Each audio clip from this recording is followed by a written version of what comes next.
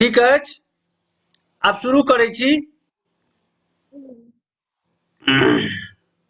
श्री गणेशाय नमः। ओम विनायकं गुणं भानुं ब्रह्म विष्णु महेश्वरान् सरस्वतीं प्रणम्यादौ सर्वकार्यार्थ सिद्धये। हाँ, पूर्व के पाठ में दशम्याम पुत्रस्य इस प्रतीक को लेकर के हम व्याख्यान दे रहे थे। उस क्रम में प्रदीप की व्याख्या मैंने शुरू की थी।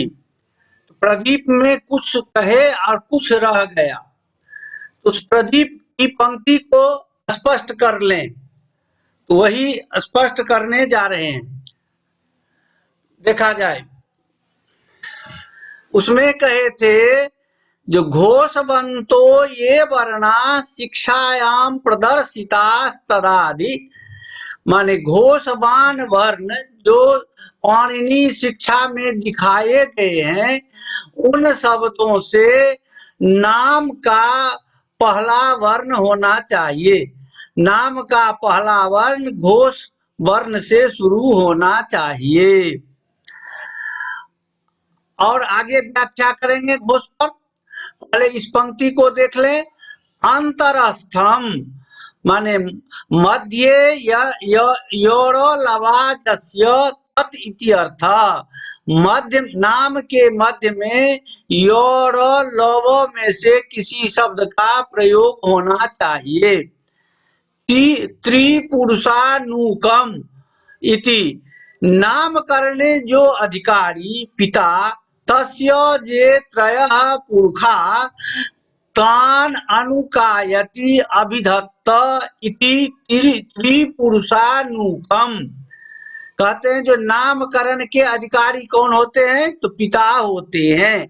तो पिता के जो पिता, पितामह, प्रपितामह, ये जो ऊपर के जो तीन पुरुष हैं, उन तीन पुरुषों के जो नाम है, उस नाम का कुछ अंश आना चाहिए उस नाम में। इसी को कहा गया है त्रिपुरुषानुकम। यहाँ पर नौ हर्षुकार है, लेकिन उसको दीर्घ किया गया है। अन्येषाम अपि दृश्यते इस सूत्र से। अब कुछ व्याख्येय शब्द हैं इसमें। क्या व्याख्येय शब्द हैं, तो जाज्ञिका। जाज्ञिका का अर्थ होता है यज्ञ करने वाला। दूसरा यह भी अर्थ होता है यज्ञ कांड भवा वैदिक शब्दा। यज्ञ कांड में होने वाले जो वैदिक शब्द हैं, उन्हें भी जाज्ञिक कहा जाता है। ठीक है। अवृद्धम ऊपर में कहा गया है, जो अवृद्धम माने वृद्ध संज्ञक से भिन्न होना चाहिए। ठीक है। अब आगे है नो तद्धितम। तद्धितांत प्रत्यय से अंत नहीं होना चाहिए। नाम जो हो वो तद्धितांत शब्द से अंत न हो। तथा च तद्धितांत नाम करने न केवलम पुण्या प्राप्ति किंतु पापा वाप्तिरपीति भाव। कहते हैं कि तद्धितांत नाम करने से न केवल पुण्य की अप्राप्ति होती है, माने पुण्य की प्राप्ति नहीं होना यह कहा जाता है। पुण्य की प्राप्ति तो नहीं ही होती है, किंतु पापा वाप्ति, किंतु पाप की प्राप्ति होती है। इसलिए तद्धितांत नाम नहीं करना चाहिए। आगे है बहुव्रीहि। बहुव्रीहि यहाँ पर कैसे समास करेंगे, माने दशम युत्तर कालम में तो कहते हैं दशम युत्तरः कालः जस्मिन् कर्मणि इति दशम युत्तर कालः। दशम युत्तर काल में कैसा समास करेंगे, तो दशम युत्तरः कालः जस्मिन् इति दशम युत्तर कालः। यहाँ पर सामीपिक अधिकरण है, और वह क्या है, तो औपश्लेषिक। अब है घोषा। घोषा प्रयत्न बनता। घोषा का मतलब होता है घोष प्रयत्न वाले। अनरी, अनरी का दो अर्थ होता है, माने मनुष्य से रहित देवता वाचक नाम करें, और दूसरा अर्थ होता है अरिभिन्न, माने शत्रु से भिन्न मित्रादि वाला नाम करें। अब यहाँ पर थोड़ा अब देखें क्या है, तो कहा गया है जो ऊपर की पंक्ति में थोड़ा देखें, ऊपर की पंक्ति में कहा गया है जो, अब इसी की व्याख्या है, जो घोष बदाद्यंतरंतः यह है ना, इसको घोष बदादि अंतरंतस्थम अवृद्धम, इस इन पंक्तियों की व्याख्या आगे की जा रही है, इस पर थोड़ा गौर करेंगे।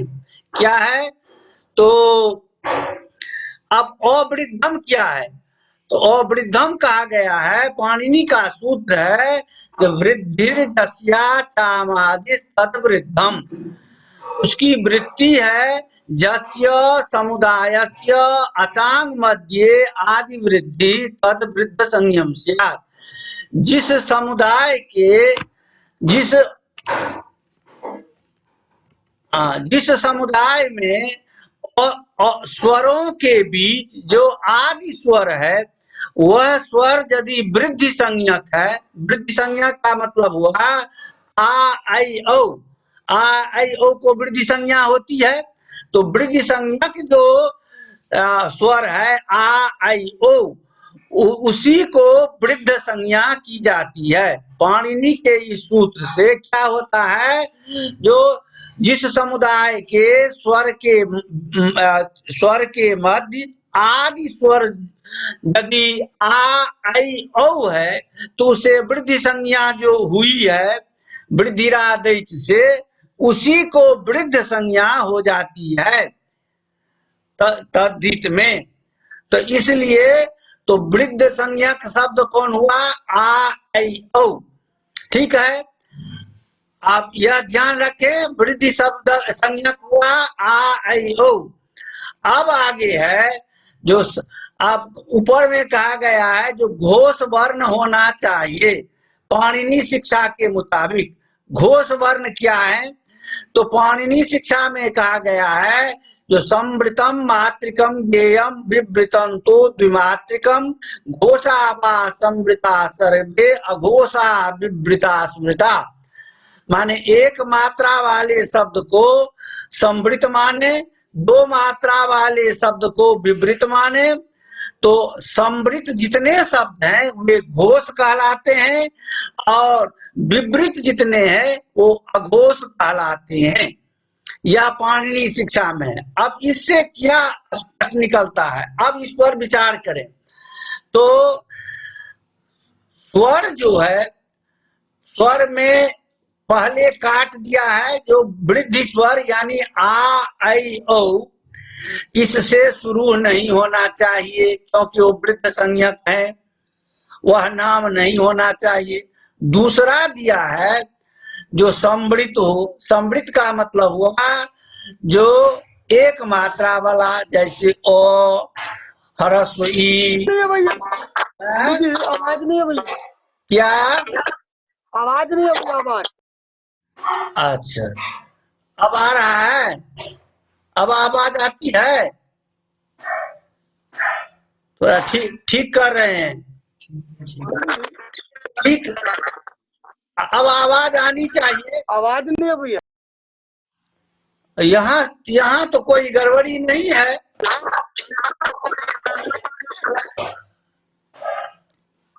हाँ भैया, भैया आ रही है, तो इसको इस प्रकार समझें, क्या,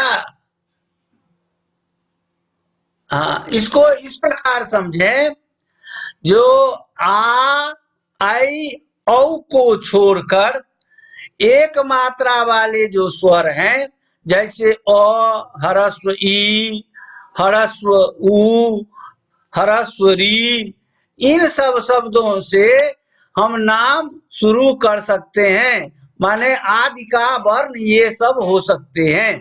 साथ ही सिद्ध कौमुदी में जो है हस संबारा नादा गोखास, हस प्रत्याहार गत जो वर्ण है, ह य व र ल य म ङ ण न झ भ घ ढ ध ज ब ग ड ध, इतने हस प्रत्याहार वाले वर्ण हैं। इन वर्णों से भी हम नाम शुरू कर सकते हैं। नाम का आदि अक्षर में इन वर्णों में से कोई एक वर्ण हम ले सकते हैं। ठीक है, तो वो हो गया घोष बदादि। अब और अवृद्धम भी हो गया। अब बीच में होना चाहिए अंतरस्थम य र ल व। ऐसा दे करके यदि नाम बनाते हैं तो नाम अच्छा नाम कहलाएगा। साथ ही तद्धितांत नाम होना चाहिए, तद्धित प्रत्ययों से अंत वाला नाम होना चाहिए। नहीं नहीं, गलती मेरे मुंह से निकल गई। कृत प्रत्यय से अंत होने वाला नाम होना चाहिए, तद्धित प्रत्यय से अंत होने वाला नाम नहीं होना चाहिए। ठीक से समझें, कृत प्रत्यय से अंत होने वाला नाम होना चाहिए, तद्धित प्रत्यय से अंत होने वाला नाम नहीं होना चाहिए। तो तद्धित प्रत्यय से अंत होने वाला यदि नाम करते हैं तो पाप की प्राप्ति होती है, ऐसा नहीं करें। तो यह सब काम जो है, जो वैयाकरण है वही इस बात को जानते हैं, जो कौन कृदंत नाम है, कौन तद्धितांत नाम है। जो वैयाकरण नहीं है वे कृदंत और तद्धित में अंतर करने में समर्थ नहीं होते हैं। इसलिए शास्त्र सम्मत हम अपने पुत्रों का नाम रख सके, इसलिए व्याकरण का अध्ययन करना चाहिए। इस प्रतीक से यह सूचित हुआ। ठीक है, अब आगे बढ़ते हैं। आगे 13वां प्रतीक है सुदेवो असि। सुदेवो असि जो है यह भी ऋग्वेद का मंत्र है। सुदेवो असि वरुण यस्य ते सप्त सिंधवः अनुक्षरन्ति काकुदं शून्यं सुखिरामिव। वरुण को कहा गया है, हे वरुण आप सुदेव हैं। सुदेव का मतलब होता है जो आप सत्य देव हैं। क्यों सत्य देव हैं? तो जस्य ते सप्त सिंधवा, आपके जो 7 विभक्तियां हैं, आपके पास 7 विभक्तियां 7 नदी की तरह काकुदम अनुक्षरंती। काकुद माने ताल, ताल में अनुक्षरंती माने प्रकाशित होते हैं। 7 विभक्तियां काकुद माने ताल भाग में प्रकाशित होते हैं। कहते हैं जो सूर्म्यम सुखिरामिव, कैसे प्रकाशित होते हैं? तो सूर्म्यम सुखिरामिव, यह उपमा के द्वारा दिखाया गया है। सूर्म्यम सुखिराम इव। सुखिरा का क्या अर्थ होता है? जो अंतः छिद्र वाला जो है उसको सुखिरा कहते हैं। और सूर्यम शोभनाम अयः प्रतिमाम, सु माने शोभन अच्छा, उर्मी माने लोहा की प्रतिमा।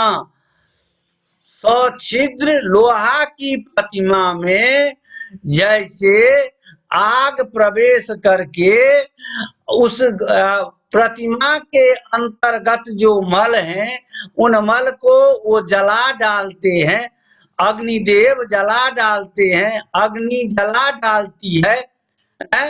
जैसे सछिद्र सुंदर लौह प्रतिमा के अंदर प्रवेश कर अग्नि उसकी मलिनता को जला डालती है, उसी प्रकार हे वरुण, आपके पास जो 7 सिंधु की भांति जो 7 विभक्तियां हैं, वह काकुद माने तालु देश को प्राप्त करके उन्हें अपशब्द को जला करके साधु शब्द को प्रकाशित करते हैं या प्रकाशित करती हैं। विभक्तियां हैं इसलिए प्रकाशित करती हैं। अब यह मंत्र का अर्थ हुआ। अब है उसी स्वयं भाष्यकार ने लिखा है, सुदेवो असि वरुण सत्य देवो असि। हे वरुण, आप सत्य देव हैं। क्यों? जस्य ते सप्त सिंधवा सप्त विभक्तया, क्योंकि आपके पास 7 सिंधु माने 7 नदी की तरह 7 विभक्तियां हैं। वे 7 विभक्तियां अनुक्षरंति काकुदम, काकुदम तालु, काकुर जिह्वा, सास्मिन्नुद्यत इति काकुदम। क्या व्याख्या करते हैं? तो काकुद का अर्थ होता है तालु। तो तालु क्यों नाम पड़ा? तो काकुह जिह्वा, काक का अर्थ होता है जिह्वा। वह जहां प्रेरित हो, वह जिह्वा जहां जिस भाग में संचालित हो उसको कहा गया है काकुद। और वे जो हैं वे विभक्तियां उस काकुद में अनुक्षरंती माने प्रकाशित होती है। कहते यह अर्थ कहाँ से निकला? क्षरणे जो है तो नाश होने के अर्थ में है, तो प्रकाशित होना कहाँ से हो गया? तो कहते हैं कि धातु के अनेक अर्थ होते हैं, इसलिए यहाँ पर धातु का यही अर्थ हुआ है जो प्रकाशित होना, अनुक्षरंती का अर्थ होता है। कहते हैं कैसे? तो सूर्यम सुखिनाम, कहते हैं जैसे शोभनाम ऊर्तिम, शोभनाम ऊर्मिम, ध्यान दीजिए, शोभनाम ऊर्मिम सुखिराम अग्नि अंतः प्रविश्य दहति एवं ते सप्त सिंधवः सप्त विभक्तयः तालु अनुक्षरन्ति। कहते हैं जैसे छिद्र से युक्त सुंदर लौह की प्रतिमा में अग्नि भीतर प्रवेश करके उसकी मलिनता को दूर कर देती है, उसी प्रकार आपके पास जो ये 7 नदियों की तरह 7 विभक्तियां हैं, वो तालु देश को प्राप्त करके प्रकाशित होती हैं। तो तेनासी सत्य देव, इसलिए आपका नाम सत्य देव पड़ा। हम लोग भी सत्य देव बने, हम लोगों के पास भी वो 7 विभक्तियां आकर के तालु देश को प्रकाशित करे, इसलिए व्याकरण का अध्ययन करना चाहिए। ठीक है, यह यहाँ तक हो गया। अब कुछ आगे है वह दिखा रहे हैं, इसी से जुड़ा हुआ। क्या आगे है? तो आक्षेप भाष्यम किम पुनः व्याकरण मधिजिगांस मानेभ्यः प्रयोजनम अनुवाख्यायते न पुनः अन्यदपि किंचित। कहते हैं जो कहिए, फिर महाभाष्यकार प्रश्न करते हैं जो इतने जो प्रयोजन आप कहे हैं तो वो केवल व्याकरण के पढ़ने वाले जो हैं उन्हीं के लिए है, और क्या कि उससे अतिरिक्त जो वेद आदि पढ़ने वाले हैं उनके लिए भी है? यानी व्याकरण से अतिरिक्त जो पढ़ने वाले हैं उनके लिए भी क्या है? उन्हें भी इससे कुछ लाभ मिलता है। उस वहीं पर कह रहे हैं जो ओम इत्युक्त्वा समित्येव मादीन शब्दान पठन्ति। कहते हैं जो अन्य व्यक्ति जो हैं बिना लाभ की इच्छा किए हुए ओम कह करके, हरि हरि ओम कह करके, सन्नो देवी रविष्टया आपो भवन्तु पीते संजो रविश्रवन्तु नः इत्यादि जो मंत्र हैं सो पाठ करने लगते हैं, वो उससे लाभ और हानि की बात नहीं करते हैं, सीधे पाठ करने लगते हैं। तो इसलिए उनके लिए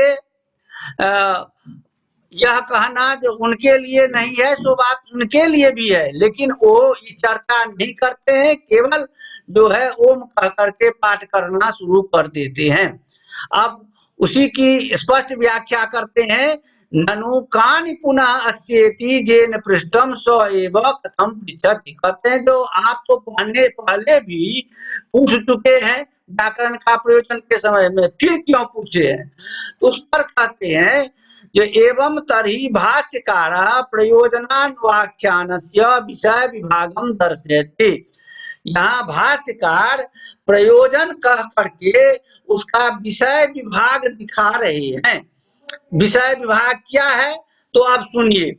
तो पुरा वेदाध्ययनात् पूर्वम व्याकरण मधीयते ते बाल्यात् प्रष्टुम असमर्था इति न प्रयोजनम अनुवाख्येयम्।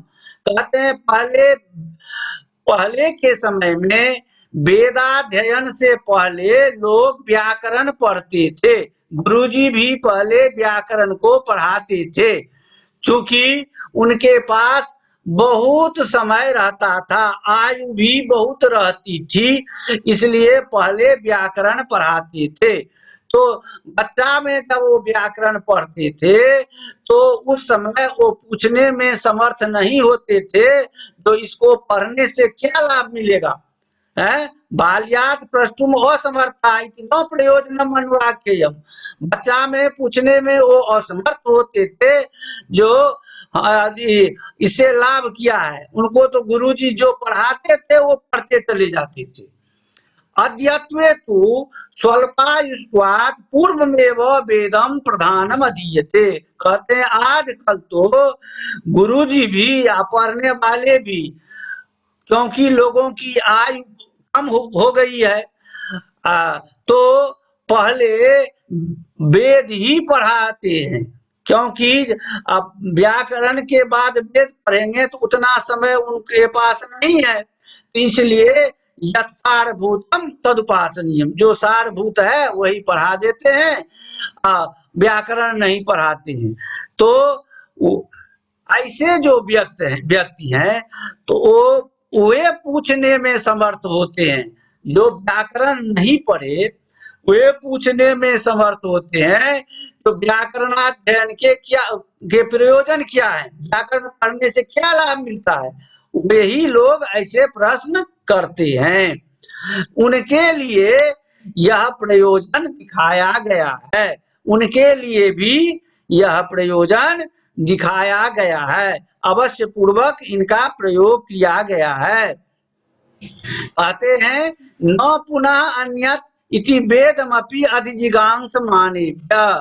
इसका अर्थ हुआ जो वेद के भी जो पढ़ने वाले हैं उनके लिए भी यह जानना आवश्यक है। क्यों? तो इसलिए कहा गया ओम इत्युक्त्वा, ओम कहने से ओम कहने से कहते हैं ओम कह करके वेद पाठ शुरू करना। उसके बाद वृत्तांत पाठ प्रपाठक उच्यते, माने एक एक मंत्र का, एक एक अध्याय का ओम ओ हरि ओम कह करके पाठ कर लेते हैं, तो अब उसी में अपने को समझते हैं जो हो गया, लेकिन सो बात नहीं है। उतना से ही काम नहीं चलेगा, उनको व्याकरण का भी अध्ययन करना चाहिए, तभी वो वेद की सम्यक प्रकार से रक्षा करने में समर्थ होंगे। ठीक है, अब आगे उसका समाधान दे रहे हैं महाभाष्यकार। जो पुरा कल्प एतदासीत संस्कारोत्तर कालम ब्राह्मणा व्याकरण समाधीयते। कहते हैं जो पहले के समय में, पहले के युग में ऐसा था, जो संस्कारोत्तर कालम माने संस्कार यानी उपनयन संस्कार के बाद ब्राह्मण व्याकरण पढ़ते थे और गुरुजी भी उन्हें पढ़ाते थे। उस समय उन्हें तेभ्यः तत्स्थान करण नादानुप्रदानज्ञेभ्यो वैदिका शब्दा उपदिश्यन्ते। उन व्यक्तियों को सभी वर्णों के जो स्थान है, उच्चारण स्थान, उनका ज्ञान हो जाता था व्याकरण के पढ़ने से। उसके बाद आभ्यंतर प्रयत्न का ज्ञान हो जाता था। उसके बाद अनुप्रदान माने बाह्य प्रयत्न का ज्ञान हो जाता था। उसके बाद जाकर के वैदिक शब्द का उपदेश गुरु देते थे। किंतु तदद्यत्वे तु न तथा, किंतु आजकल इस तरह की बात नहीं होती है। आजकल क्या बात होती है? तो वेदम अधीत्य त्वरिता वक्तारो भवन्ति। आजकल वेद पढ़ लेते हैं और समय तो कम है, तो तुरंत विवाह आदि में प्रवृत्त हो जाते हैं। त्वरिता माने विवाह आदि, त्वरित ही विवाह आदि प्रसंग में अपना ध्यान बटाने लगते हैं, तो और उसके बाद वो वक्ता बन जाते हैं। वो लोगों के बीच में कहने लगते हैं। क्या कहने लगते हैं? तो क्योंकि उनको आगे पढ़ना है नहीं, तो वो वक्ता बन करके आलोचना करने लगते हैं। क्या आलोचना करते हैं? तो वेदांतो वैदिका शब्दा सिद्धा लोकाच लौकिका अनर्थकम व्याकरणम। माने वेद हम पढ़े हैं तो वैदिक शब्द को तो हम जान गए, वैदिक शब्द को हम सिद्ध कर लिए वेद के पढ़ने से। सिद्धा लोकाच लौकिका, अलौकिक व्यवहार से लौकिक शब्द भी सिद्ध हो जाते हैं। लौकिक व्यवहार से अनुवाद चंद्रिका आदि पढ़ने से लौकिक शब्द की भी सिद्ध हो जाती है। तो अनर्थकम व्याकरण, व्याकरण का पढ़ना कोई जरूरी नहीं है, निष्प्रयोजन है। वे लोग यही कहते हैं जो व्याकरण का पढ़ना अलाभप्रद है, निष्प्रयोजन है। ऐसा जो कहने वाले हैं, जो वेद पढ़ करके तुरंत विवाह आदि में प्रवृत्त हो जाते हैं, व्याकरण नहीं पढ़ते हैं, वे लोग ऐसा कहते हैं। तो महाभाष्यकार कहते हैं जो ते भी एवं, यहाँ पर ते भी एवं अलग होना चाहिए, लेकिन एक जगह टाइप हो गया है। ते भी एवं प्रतिपन्न बुद्धिभ्यो जे त्रिभ्या सुहृद भूत्वा आचार्य इदमन्वाचस्ते इमानि प्रयोजनानि अध्ययम व्याकरणम। ऐसे व्यक्तियों के लिए पदार्थ विचार में जिनकी बुद्धि विपरीत हो गई हो, पदार्थ विचार में जिनकी बुद्धि विपरीत हो गई हो, विपरीत क्या हो गया? जो उनको पदार्थ का ज्ञान करना चाहिए वो ज्ञान व्याकरण से होता है, वहां जिनकी बुद्धि विपरीत हो गई है, ऐसे जो अध्येता हैं, ऐसे जो पढ़ने वाले हैं, जिन अध्येता की पदार्थ के विषय में बुद्धि विपरीत हो गई है, उनके लिए भगवान पतंजलि मित्र बन करके सुहृद भूतवा माने मित्र बन करके आचार्य इदम अनुवाचस्ते, आचार्य माने महाभाष्यकार पतंजलि यह कहते हैं। क्या कहते हैं? इमानि प्रयोजनानि अध्ययम व्याकरणम। ए वैदिक जी, वैदिक लोग, आप लोग कान खोल करके सुने। अभी तक जितने हम प्रयोजन कहे हैं, इन प्रयोजनों के लिए व्याकरण का अध्ययन करना चाहिए। आप लोगों को तो करना ही चाहिए, तभी आप वेद की रक्षा कर सकेंगे। इसलिए इन प्रयोजन, ये जो प्रयोजन हमने पहले कहा, हमारे द्वारा जो कहे गए हैं, इन प्रयोजनों के लिए यानी इन लाभ के लिए व्याकरण का अध्ययन करना चाहिए, ऐसा आचार्य का कथन है। ठीक है, तो प्रयोजन पर आज यहाँ पर माने विश्राम हो रहा है। प्रयोजन के संबंध में व्याख्यान हो गए हैं। अब इसके संबंध में यदि आप लोगों को कोई जिज्ञासा हो तो आप लोग बोल सकते हैं। हाँ, एक बार यह जरूर कहेंगे, जो कल भी हमने 2 यूट्यूब पर लोड कर दिया है, और ये सब जो है वो भी हम कल तक लोड कर देंगे। तो आप लोग इन सब को पढ़ें, और इनमें जहां जो कोई संदेह आप लोगों को हो वो जरूर पूछेंगे। उसमें विशेष रूप से ध्यान देंगे जो रक्षोहागम लघु संदेहा प्रयोजनम, इसमें प्रयोजन कैसे बनता है उस पर ध्यान देंगे, और आगम पदार्थ पर ध्यान देंगे, लघु पदार्थ पर ध्यान देंगे, और यदधीतम पर ध्यान देंगे। उसके बाद चत्वारि प्रयोजन जो है उसमें नामाख्यातोपसर्ग निपाताश्च, उस पर ध्यान देंगे। उतत्व जो है उस पर ध्यान देंगे, जिसमें अंतिम जो भाग है तो तस्मै तन्वम विसस्रे जाये पत्य उष्टि सुभाषा, इस पर ध्यान देंगे। और नामकरण वाला जो अभी पढ़ाए हैं तो उसमें घोष बदा जंत्रंतस्थम, यह जो पंक्ति है इस पंक्ति को साफ करना चाहेंगे। इन सब में और भी जो पढ़ाए हैं अभी तक, अथ शब्दानुशासनम से लेकर यहाँ तक, जहां जो कोई आप लोगों को संदेह हुआ हो तो आप लोग जरूर प्रश्न करें, और अभी यदि नहीं हो तो बाद में भी कर सकते हैं। अभी यदि कोई प्रश्न हो तो करें, लेकिन वीडियो को जब समय मिले तो अवश्य ही पढ़ेंगे, और जो पढ़े हुए हैं वहां जो संदेह है वो वीडियो को पढ़ने से साफ हो जाएगा, और उसमें भी जहां साफ नहीं होगा तो जरूर पूछेंगे। ठीक है गुरु जी? हाँ गुरु जी, एक जो उत्सर्ग शास्त्र है इसका उदाहरण हम क्या लेंगे? किनका? जो उत्सर्ग शास्त्र का एक उदाहरण के रूप में हम किसको लेंगे? उत्सर्ग शास्त्र का तो है कर्मण्यन बुआ, अभी तो हम पढ़ाए नहीं, अब तो हम वही सब पढ़ाएंगे। फिर भी तुमने जो प्रश्न किया है तो मैं कह देता हूँ, कर्मण्यन जो सूत्र है वो उत्सर्ग शास्त्र का उदाहरण है, अपवाद शास्त्र का उदाहरण है आतोनुपसर्गे का। इस पर आगे हम व्याख्या करेंगे, अभी ये प्रकरण छुटा हुआ है। लेकिन मंगलवार को तो हम वाक्यपदीयम पर कुछ चर्चा करेंगे, क्योंकि वाक्यपदी हुआ है।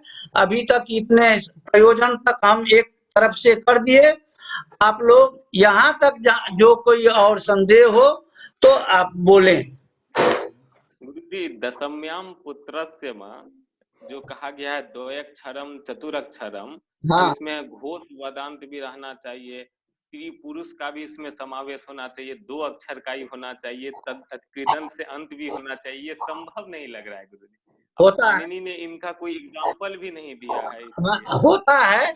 अब जैसे हमारे ही नाम को आप देख लीजिए, हमारे ही, इसीलिए ना व्याकरण की जरूरत होगी, नहीं तो व्याकरण जो जी नहीं होंगे तो आदित्य नाम रख देते हैं। आदित्य जो है पूर्ण रूप से तद्धित शब्द है, वो भी वो माने सूर्य का जो है सो विशेषण है। वासुदेव सूर्य का वसुदेव का विशेषण है, लेकिन लोग तो रखते हैं, लोग देखा देखी रख रहे हैं। अब तो देखते हैं जो लल्लू चप्पू टप्पू सब रख रहे हैं। इससे तो नहीं होगा। आप इसलिए ना व्याकरण की जरूरत है, तो सोच करके नाम रखें। घोष वाला शब्द आदि में हो, घोष वाला में हो गया और ई ऊ री, एक वर्ण वाला, एक मात्रा वाला वर्ण उधर हो गया हो, य ब र ल य म ङ ण न झ भ घ ढ ध ज ब ग ड द, इतने वर्ण से शुरू होना चाहिए। नाम का तो अकाल नहीं है, नाम तो खूब है। आप खोजें, उसमें खोजें, अवश्य मिलेगा। उसके बाद बीच में होना चाहिए माने अंतस्थ वर्ण होना चाहिए, यह भी कह दिया गया जो शुरू में वृद्ध वर्ण नहीं हो, वृद्ध वर्ण में आ जाते हैं आयो, तो ये जी। कृदंत होना चाहिए। कृदंत यदि हो तो अच्छी बात है, किंतु तद्धितांत नहीं हो, यह सब तो मर्यादा है, शास्त्र की मर्यादा है। उस मर्यादा का पालन हम लोगों का करना आवश्यक है। ऐसा करने से वह नाम सुप्रसिद्ध होता है और माने वे उससे पुण्य की भी प्राप्ति होती है। देखते हैं भगवान का नाम रख देने से अजामिल जो है सो माने भव सागर से पार कर गया। नाम का तो यही महत्व है, हैं? जी। ये तो ऐसे बहुत से उदाहरण मिलते हैं, इसलिए कहता है जो अनड़ी माने देवतावाचक शब्द रखे, और दूसरा हुआ जो शत्रु में प्रसिद्ध नहीं हो वो रखे। ठीक है, और कहीं कोई संदेह, और कहीं कोई संदेह? नहीं गुरु जी, हाँ, नहीं है गुरु जी। महाभाष्य का यूट्यूब सब एक ही जगह है, प्ले लिस्ट में सब एक ही जगह है। कल भी लोड किया गया है और फिर कल हम लोड करेंगे। सबका आप लोग देख लें, सब्सक्राइब कर लें, लाइक कर लें, और जहाँ जो कोई संदेह हो वहाँ अवश्य प्रश्न करेंगे।